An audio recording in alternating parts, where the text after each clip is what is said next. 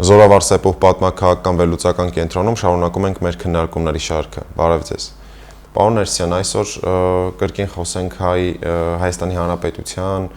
կառավարության եւ հայ առաքելական եկեղեցու միջև, այսպես ասած, փոխհարաբերություններից, բայց ավելի շատ կենտրոնանանք վերջին շրջանի իրադարձություններին, նաև մեր ունկնդիրների համար ասենք, մենք սպասում ենք, որպեսզի տեսնենք այս ամեն ինչը ինչպես է հանգուցալուծվելու, որպեսզի արդեն post factum կարողանանք առավել հիմնավոր կերպով վերլուծություն իրականացնել։ Խոսքը գնում է առաջինը Բագրատ Սրբազանի եւ իր մի շարք համակիրների, ձերբակալության եւ կալանավորման մասին, որը ըստ պետական, հաղորդագրության վերաբերում էր պետական հեղաշրջման փորձի մասին, որը պետք է տեղի ունենար ի սկզբանե 2024 թվականի հոկտեմբեր-նոյեմբեր ամիսներին, սակայն ինչ-ինչ պատճառներով անդադար հետաձգվում էր, եւ իհարկե երկրորդը ամենացավալին թերևս մեզ համար, որը տեղի ունեցավ օրերս Էջմիածնում Մայր տաճարում, որտեղ մենք տեսանք մի շարք բարձրաստիճան զինվորականների, ազգային անվտանգության ծառայության աշխատակիցների, որոնք գնացել էին Միքայել Աջապահյանի ետևից, ինչ ենք մենք այստեղ տեսնում, արդյոք սա իշխանության կողմից վհուկների որս է դեպի հոգևոր ոլորտ, այսպես ասենք, թե իրականում այնուամենայնիվ եկեղեցական մի շարք ներկայացուցիչներ փորձել են ապրիորի կերպով լեգիտիմացնել իրենց գործողությունները։ Տեսեք, ձեր հարցը ուրեմն պահանջում է մի քանի ուղղությամբ վերլուծություն, որպեսզի մենք կարողանանք ինչ-որ մի բան, մի օբյեկտիվ եզրակացություն դուրս բերենք այս ամեն ինչից։ Այսինքն ինչ կատարվեց, էլի մեր նախորդ քննարկումից հետո ինչ բավականին ներքաղաքական կյանքը հագեցված էր այդ իրողություններով, էլի պայքար, իշխանության դեմ կտրուկ պայքար, մանավանդ Փաշինյանի Էրդողանի հետ հանդիպմանը հաջորդեց ակտիվացումը, նաև եկեղեցու եւ այլ քաղաքական ուժերի, որոնք այդ ամենի հիմքը տեսնում էին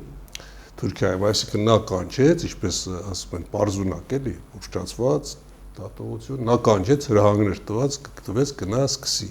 եկեղեցու դեմ։ Ես ամենևին հակված չեմ այդպես մտածելու էլի, որ այստեղ թուրքական հետ կաշխատեց, ինչպես որ նույն ձևի էլի համամիտ չեմ, որ ռուսական ձեռք աշխատեց։ Ուղղակի մեր մոտ արևմտամետ ուժերի եւ նրանց կողմից, ասենք, ինֆորմացիոն միջոցների, կայքերի, սայթերի, ինտերնետային TV-ների այդ արկայության պայմաններում ուժեղ քարոզչություն է գնում ռուսների դեմ, հակաքարոզչություն, եւ նրանք այստեղ փորձում են գտնել ռուսական հետքը, բայց ես գիտեք ոնց ասեմ ձեզ, օրեր առաջ, թե երկու շաբաթ առաջ այս իրադարձությունները երբ որ խորացան, դե դուք հիշում եք, Փաշինյանը տվեց մի փոքրիկ բրիֆինգ մամլո ասուլիս, եւ այնտեղ այդ հարցը իրեն տվեցին, ինքը ասաց, որ դա Կրեմլից չի կարող գալ, մարդը հաստատ մի բան գիտի, ի վերջո ինքն է աշխատում, Պուտինի հետ, մյուս հետ Կրեմլից ուրեմն չի կարող գալ, բայց կարող են Ռուսաստանում լինել ինչ-որ ուժեր, որոնք հակված են եկեղեցու միջոցով գնալ իշխանափոխության։ Եվ այդ նույն մարդիկ նաև Սամվել Կարապետյանի, Տիկուկին են կանգնած, Արա Աբրահամյան եւ այլ, չգիտեմ ինքը ում նկատի ուներ, ես չեմ կարող ասել։ Ամենայն դեպս ես կարծում եմ, որ Ռուսաստանին դա ամենևին ձեռնտու չէր։ Սկզբից նրանք ավելի մեղմ էին վերաբերվում, թողում էին մեր որպես մեր ներքին օրակարգ, որ գործ չունի, բայց ասենք երեկվա Լավրովի հայտարարությունը, որ էլի ասեց իրենց ներքին գործն է, բայց ինչ շեշտեց, որ հիմա ես գալիս եմ ձեր հարցի վրա, էլի կոնկրետ, սա ձեր հարցին է առնչվում, որ ասեց, բայց եկեղեցու դեմ, արշավները մոտավորապես ես այդպես եմ հիշում, մտահոգիչ են, այսինքն ինչի համար են մտահոգիչ, որովհետև այս վերջի օրերի ընթացքում մենք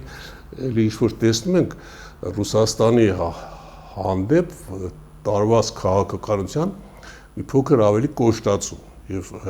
ասենք տեսնում եք նրանք դնում են վերջը հարցը թե դու ոնց կարող եք գնալ Եվրոմիություն կամ Եվրասիական միություն, նաև ասում են որ դուք տուժ եք, էլի բնականաբար տնտեսական առումով տուժ եք, բայց քաղաքական առումով ռուսները այստեղ հիմա ոչ մի բան չեն կարող անել, նրանց վիճակը այնքան լավ չի, էլի։ Հիմա եւ մեր պատասխանն էլ եղավ Լավրովին, դա մեր ներքին գործն է։ Հիմա գանք թողնենք այս արտաքին բաները, ովքեր են այստեղ շահագրգռված։ Ես չեմ ասում Էրդողանը շահագրգռված է, Պուտինը շահագրգռված է, բայց ամենայն դեպս ռուսները այստեղ եթե ուզենային իշխանափոխություն, նրանք դա կանեին, էլի եմ երևի ասել, անցած տարի, երբ որ սկսվեց այդ սրբազան շարժումը։ Հիմա նրանց ձեռնտու չի Հայաստանում իշխանափոխությունը։ Ես այդ կարծիքին եմ։ Եթե ձեռնտու լիներ այս ուժերը, որոնք դուրս են եկել ընդդեմ իշխանությունների, նրանք մեծամասամբ ռուսամետ են։ Կաթողիկոսը ավելի շատ ռուսամետ է, չէ՞, եկեղեցու հոգևորականները ռուսամետ են։ Ներքաղաքական այդ իրենց սպառած, այտենց ասեմ, ուժերը ռուսամետ են եւ այստեղ ինչ-որ բաներ են անում ռուսների միջամտության հույսով որ գցի այս իշխանություններին չեն կարողանում։ Այսինքն դա նշանակում է, որ նրանք կուզենան, որ այստեղ լինեն ուժեր, որոնք ռուսամետ են, բայց նրանք չեն ուզենա ոչ Սերժ Սարգսյանի վերադարձը, ոչ Ռոբերտ Քոչարյանի վերադարձը, ոչ։ Հիմա կան կոնկրետ եկեղեցու դեմ ըստ սրացումներին, չէ՞։ Տեսեք, ինչ էլ որ մենք ասենք ու խոսենք, ինչ որ վերլուծեն, մեկնաբանեն, ամեն օր գիշեր-ցերեկ, չէ, առիթ է պետք որ, ասենք բոլորը Հայաստանում այսպես է, բոլորը բոլորի դեմ են։ Բոլորը բոլորի դեմ են։ Եվ ես չեմ պատկերացնում, թե այսպեսով մենք ուր կարող ենք հասնել։ Իր, տեսեք, խորքային առումով այս ամենը քաղաքական է։ Կուսակրոնության անընդհատ շեշտադրումը իշխանության կողմից կուսակրոնության ուխտի խախտման շեշտադրումը եւ հակառակ կողմից այդ կուսակրոնության առումով մյուս կողմի հանդեպ մեղադրանքները դրանք շղարշն են խորը քաղաքական նպատակների, որոնք որդեգրված են։ Այսինքն ընդդիմությունը, որը եկեղեցու հետևից է հիմա գնում կամ ասենք եկեղեցուն դրել է այդ գծի վրա, եկեղեցու մեջ տեսնում է այն միակ կառույցը, որով կարող է Հայաստանում հանգել իշխանափոխության, իսկ իշխանությունները եկեղեցուն էլի նույն ձևի տեսնում են որպես մի քաղաքական մարմին, որի գործառույթները հիմնականում հավատի եւ բարոյականության խնդիրներն են, ցկտում են եկեղեցուն չեզոքացնել։ Եվ այստեղից էլ գալիս է այս պայքարը բնականաբար եկեղեցու դեմ, որպեսզի հասնեն նրան, որ վեհապարին հեռացնեն։ Հիմա իսկ ինչ վերաբերվում է ընդդիմադիրներին, տեսեք, տարբեր կարծիքներ են, չէ՞, ինչու՞մ ես փաստերի վրա մենք երկուսով փորձենք վերլուծել, չէ՞։ Հիմա Բագրատ Սրբազանը, չէ, սառեցված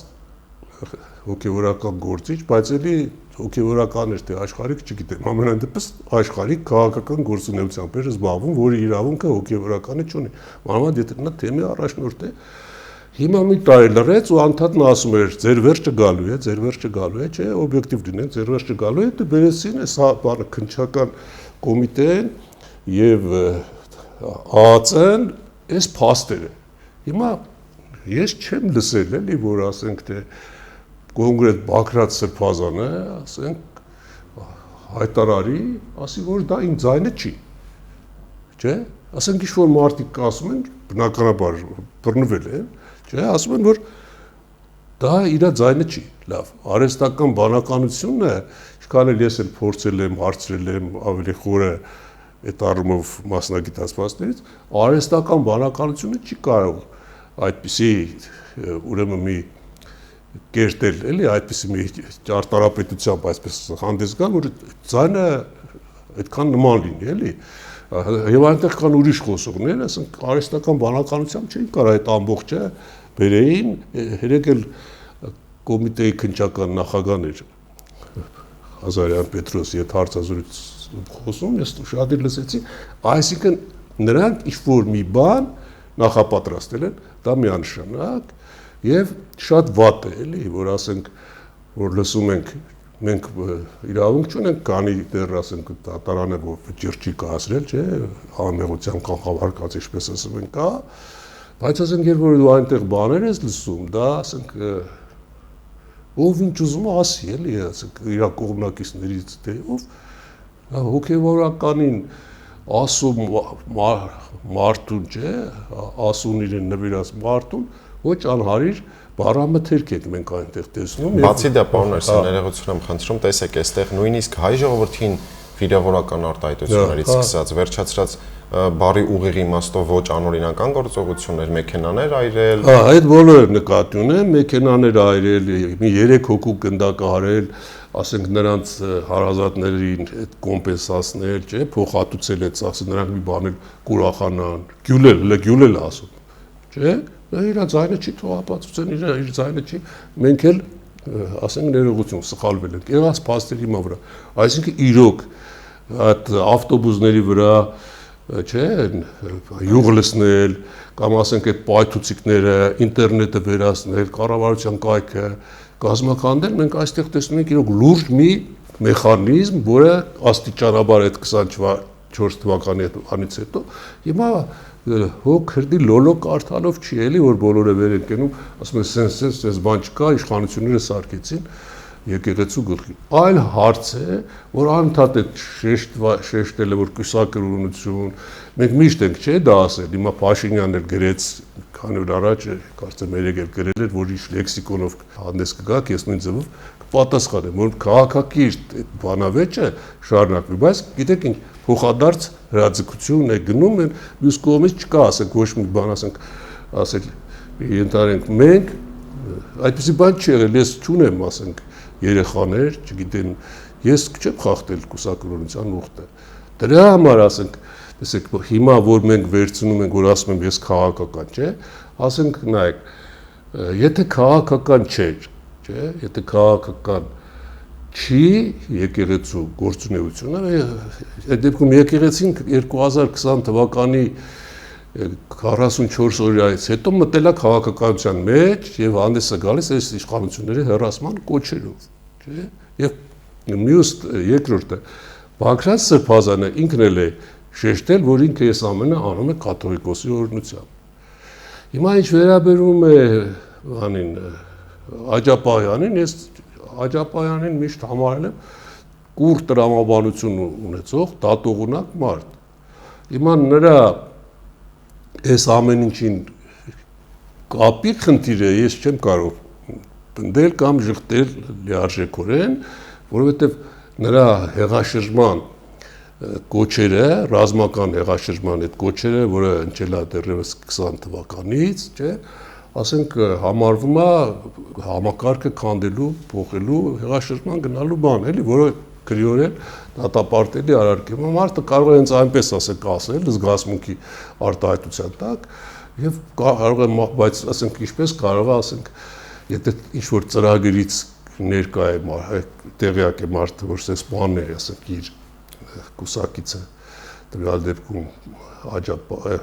Բագրատ Սրբազանը ինչ-որ մարդկանց հետ ծրագրել, որոնք մեզ ասում են իրենց հոտին մեջ չէ, դու գնան իրենց համար ոչխար գտնեն, ասենք խորը անասուն չէ, տիշտարա բոլորը այդ մասին խոսում են, դա շատ վիրավորական էլի, ասենք ինչպես դու կարող ես էլի մարդկանց գնում ես շրջում ես, չգիտեմ աստվածային բաներ ես ասում, աստվածաշնչից չէ, Քրիստոսի պատվիրաններից բանից ես ասում, հետո դու ասում ես մարդկանց սատկացրեք, անասում են, մնայն դեպս էլի հավարտում եմ, հիմա Աջապահյանի պահով ես չեմ կարող ասել, մնայն դեպս դա գդությունը կպարզի, այդ ամենը կոնկրետ ասեմ, դա իմ համար դատապարտելի բան է, եթե տերորակտ են կազմակերպել, իսկ ինչ վերաբերվում է եկեղեցուն, այդ պահովելի եմ ես ընդհանուր առմամբ ինչքան են մենք շեշտել, հնուց ի վեր, կազմավորումից ի վեր, հայոց առաքելական եկեղեցին եղել է քաղաքական մարմին, ոչ միայն հոգևոր բարոյական խնդիրներով առաջնորդող, այլ եղել է քաղաքական մարմին եւ 4-րդ դարից սկսած, ասենք Տիրան արշակունուց սկսած, թագավոր կաթողիկոս ակասությունը եղել են եւ կաթողիկոսները միշտ էլ դրսից եւ ներսից ունենալով օժանդակություն, ասենք Սասանյան, Պարսկաստան կամ Հռոմ, ներսից էլ ընդդիմադիր նախարարներ, նրանք միշտ էլ պայքարել են եկեղեցու դեմ։ Եվ իհարկե պետականությունների անկման եկեղեցին ունեցել է ինչ-որ մի դերակատարություն, բայց պետականությունների գոյության շրջանում այն ժամանակ երբ եկեղեցին ու պետությունը եղել են միակամ, ասենք բակրատորների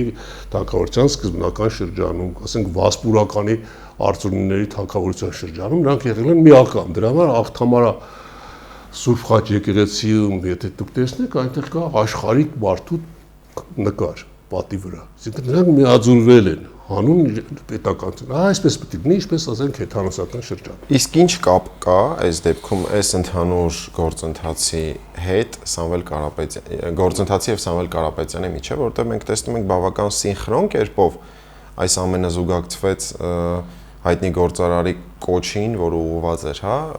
Հայաստանի Հանրապետության քաղաքացիներին եւ այլն եւ այլն, արդյոք սա զուգակցված չէ, որովհետեւ բոլորի համար էլ գաղտնիք չէ, որ Սամվել Կարապետյանը հայ առաքելական եկեղեցու ամենահիմնական դոնորներից մեկն է հանդիսանում։ Մենք չենք կարող եւ ինձ թվում է ոչ մեկն էլ մեզանից լավ չի կարող էլի, ասենք գտնել այդ հարցի ճիշտ պատասխանը, թե Սամվել Կարապետյանը, ասենք, կապ ուներ, ընդհանրենք այս ինչպես որ ասում են ահաբեկչական, չէ, այդ գործողության նախապատրաստման հետ, մի բան ակնհայտ է, բայց որ մեր դրսի Ռուսաստանի մեծահարուստները, ասենք 1918 թվականից սկսած այդ Փաշինյանի գլխավորությամբ այդ հեղափոխության, չէ, ինչպես ասում են Թավշյա հեղափոխությունից առաջ եւ այդ ընթացքում որ նրանք ցկտել են, որ իրենց մարդը, ասենք, լինի իշխանության Սերժից հետո։ Եվ Սերժը դրեց, չէ՞ որ Սերժը երբ որ հրաժարական տվեց, ըստ սահմանադրության իշխանությունը հասնում էր առաջի տեղակալին վարչապետի Կարեն Կարապետյանի, բայց Կարեն Կարապետյանը չստանձնեց այդ պարտականությունը, թեպետ որ Հանրապետական կուսակցությունը հատուկ որոշում կայացրեց, նա հրաժարվեց երևի թե ոչ թե երևի հաստատեց, անգամ շեշտեմ, որտեղ նա պետք է գնար այս Արցախի հանձնման, այդ համանայնդեպս Արցախի այդ չէ, այդ գրավյալ մեր կողմից վերահսկվող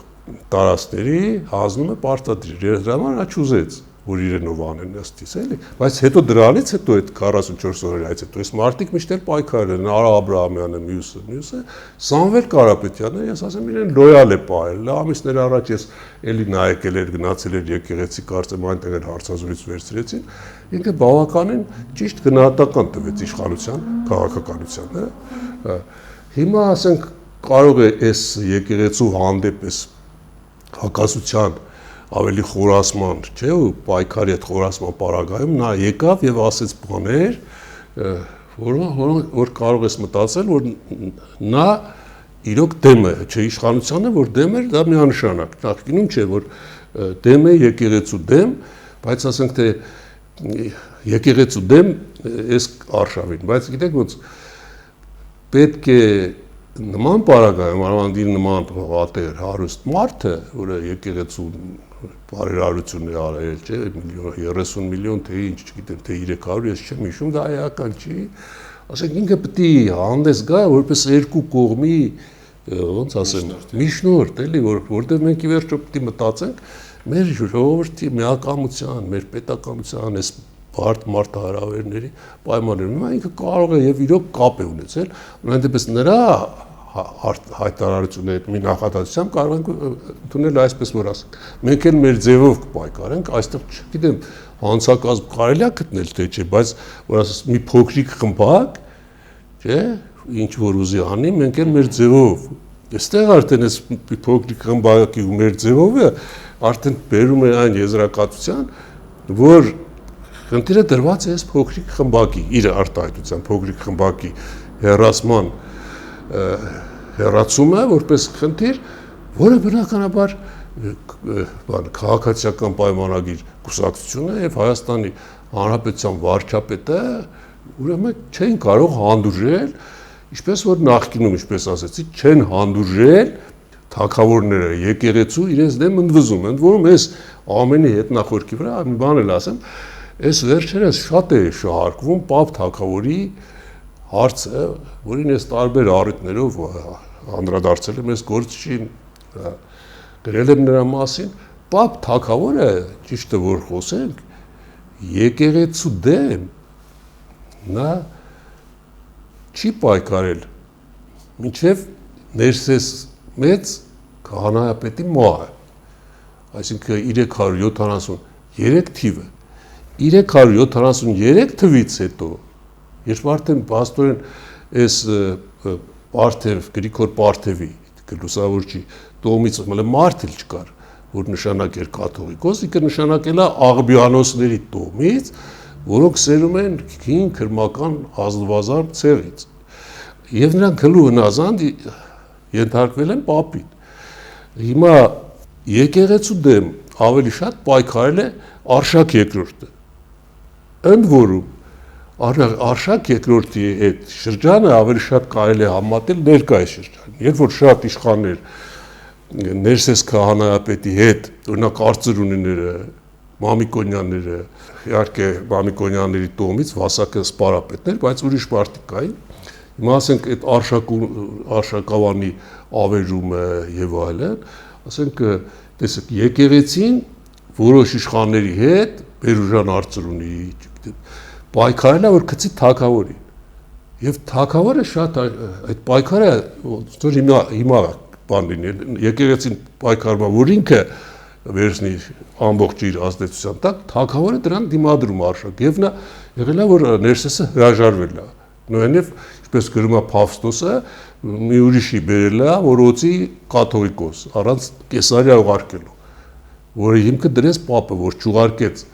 ռուսիկ կաթողիկոսին այդ ժամանակվա որոցվի եւ դրեց եկեղեցության հիմքը։ Հիմա Պապը ինքը եկեղեցու այդ ուսանոցները վերացրեց 7 բաժինողից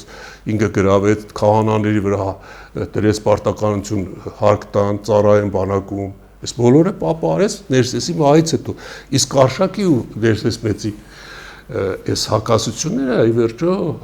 կարելի ասել ավարտվեցին Արշակի ինչ որտեղ հաղթանակով Ներսեսը արդեն կաթողիկոս չէ, բայց այս ճունակին, ինչպես ասեցի, բերես որ դներ կաթողիկոս, 6 եպիսկոպոս պիտի գային չեկան, չկարողացավ ոցել։ Ու այդպես մնացել էր բան Արշակը, այսինքն փաստորեն հասել էր ինչ որտեղ իր նպատակին, բայց վերջնարդյունքում նոր կաթողիկոս չկա։ Պապը դրեց Ներսեսին նորից, այսինքն չէր հանել նա ոցված է, մինչև իր մահը։ Հետո Տիրանը պայքարեց Արշակի հայրը, էլի Ներսեսի Հյուսիկի դեմ, որին սպանեց։ Այսինքն քաղաքական պայքարը եկեղեցի եւ իշխանությունը 4 դարի իշխան ներկա վիճակի։ Բայց եկեղեցին որ ասում են քաղաքական չի, միշտ էլ եկեղեցին իրավությամբ եղել է քաղաքական։ Հիմա մի բան ես ձեզ ասեմ, ասենք երբ որ տեսեք ասում են եկեղեցու խնդիրը հավատի ու բարոյականության չէ, խնդիրն է, իսկ ներկա պայմաններում երբ որ կա ժողովրդական պետություն, նա ունի նաեւ ասենք հասարակական քաղաքական կյանքին մասնակցելու հոգևորական իրավունք, այսինքն դա ինչ է նշանակում, որ մասնակցում է այդ գնում է ընտրում է, չէ, ասենք ինչ որ մեկին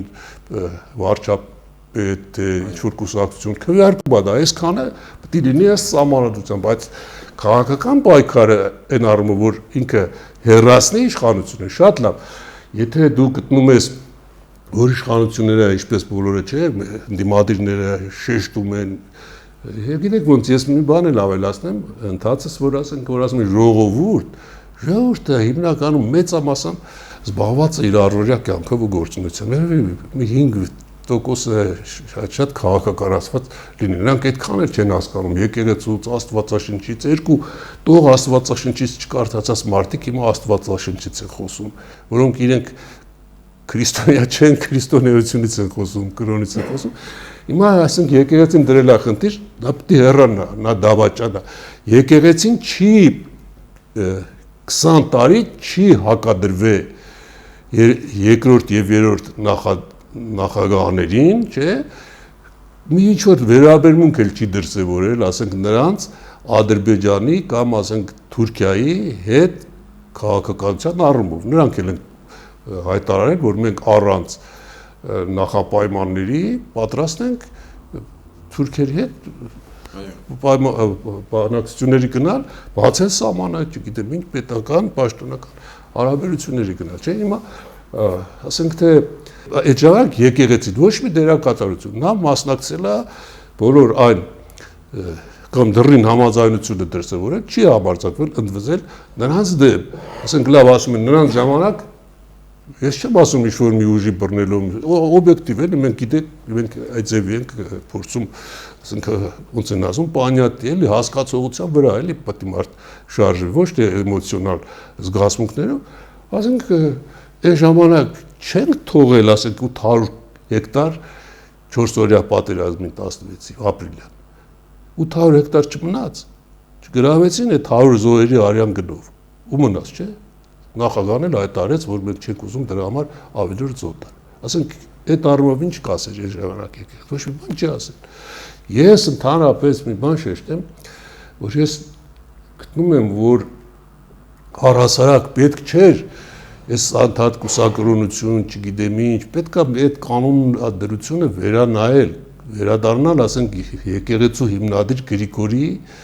Գրիգոր Լուսավորչի ավանդույթներին, որ ասենք ամուսնանում են